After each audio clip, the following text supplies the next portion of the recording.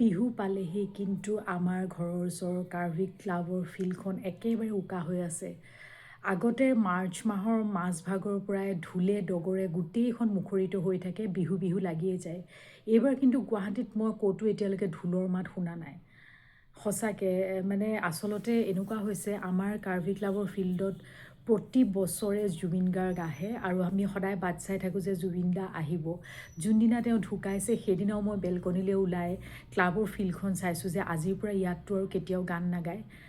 আমাৰ ৰুমটো একদম কাৰ্ভি ক্লাবৰ লগতে লগা বুলি ক'লেও বেয়া নহয়, কাৰণ আমি বেলকনিৰ ওলাই আহিলেই জুবিন দাক একেবাৰে ষ্টেজতে দেখা পাওঁ। একেবাৰে লগালগি, মানে ষ্টেজটো আমাৰ বাথৰুমৰ লগত একেবাৰে লগা। গতিকে নিজৰ ঘৰতে জুবিন দা আহি গান গোৱাৰ নিচিনা অনুভৱ হয়। ভাবকচোন কেনেকুৱা লাগিছে, চাৰিওফালে নিমাওমাও এটা পৰিৱেশ, বিহু যে আহিছে মানে মনলৈ ভাবেই অহা নাই। আৰু আজিৰ পৰা কোনো দিন আৰু ইমান বছৰে আমি কণ্টিনিউৱাছলি চাই আছিলোঁ বিহুৰ সময়ত তেখেতৰ প্ৰগ্ৰেম, আৰু কেতিয়াও নেদেখিম। লাষ্টবাৰ তেওঁ আহোঁতে মই ফুটপাথত থিয় হৈ মোৰ ছোৱালীৰ লগত গান চোৱাৰ মুহূৰ্তৰ স্মৃতিবোৰ এতিয়াও মোৰ মনত আছে, এতিয়াও সজীৱ হৈ আছে, আৰু ভিডিঅ'বিলাক এতিয়াও আছে। আচলতে আমিবোৰ আৱেগিক মানুহ, আৰু গানৰ লগত যিহেতু সৰুৰে পৰাই জড়িত, জীৱনৰ এচুৱা সময় জুবিন দাৰ গান শুনিয়ে পাৰ কৰিলোঁ। গতিকে এটা পাহৰিব নোৱাৰা শূন্যতা, আচলতে জীৱনত এনেকুৱা এটা শূন্যতা আহি গৈছে নহয় সকলোৰে জীৱনতে, যিসকল ধৰক গীত ভাল পায়, সংগীতৰ লগত জড়িত, সকলো মানুহৰে চাগে, কিছুমানে হয়তো পাহৰি গৈছে।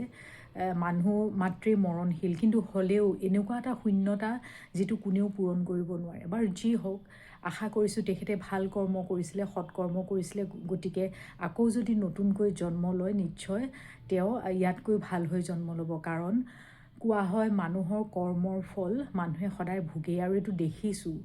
যিটো কৰ্ম কৰিব সেই ফলটো এই জন্মত নুভুগিলেও অহা জন্মত নিশ্চয় ভুগিব, কিন্তু সকলোৱে কয় যে এই জন্মতেই ভোগে, আৰু কৰ্মফল ভোগা দেখিছোঁ চকুৰ আগত। গতিকে তেখেতে যিখিনি দি থৈ গ'ল, অহা জন্মত নিশ্চয় তেওঁ আকৌ এক পবিত্ৰ আত্মা হৈ জন্ম ল'ব। বহুত কিছু পুৰণি স্মৃতি মনত পৰে, কাৰণ মই ক্লাছ 8 মানৰ পৰাই তেখেতৰ প্ৰগ্ৰেম চাইছিলোঁ। সৰুকালৰ পৰা তেখেতৰ গান শুনি শুনিয়ে কৈশোৰ শৈশৱ যৌৱন পাৰ কৰিছোঁ। গতিকে এটা নতুন গান যেতিয়া জুবিনদাৰ আহে নহয়, নতুন কি মিউজিক দিছে, কি লিৰিক দিছে, সেই পৰ্যন্ত শুনিবলৈ অধীৰ আগ্ৰহেৰে বাট চাই থাকোঁ। কিন্তু এতিয়া সেই যিটো আগ্ৰহ গান শুনাৰ, অসমীয়া গান শুনাৰ, সেই আগ্ৰহটো আৰু নোহোৱা হ'ল। মইতো গান শুনা কিবা বাদেই দিয়া নিচিনা হ'ল, কাৰণ সেই টেষ্টটো, সেই গীতৰ যিটো গভীৰতা, শব্দৰ যিটো গভীৰতা, সুৰ লয় ছন্দ, শব্দৰ স্পষ্টতা, মই কোনো ছিংগাৰৰ মাতত নাপাওঁ। যিটো মাতে অন্তৰত চুই গৈছিলে, সেই মাতটো আকৌ যে শুনিবলৈ নাপাওঁ, সেইটো ভাবিলে বহুত বেছি দুখ লাগে। গতিকে তেওঁৰ চাগে কাৰ্মিক কিছুমান ডেফ্ট আছিলে, সেইখিনি পূৰণ কৰি তেখেত গুচি গ'লগৈ। গতিকে অনাগত দিনত চাওঁ কাৰ কাৰ কি কৰ্মই কি ফল দেখুৱায়। চেষ্টা কৰোঁ সদায় যাতে ভাল হওক সকলোৰে, আৰু ভগৱানে যাতে ভাল কৰ্মতে সদায় মনোনিৱেশ কৰায়।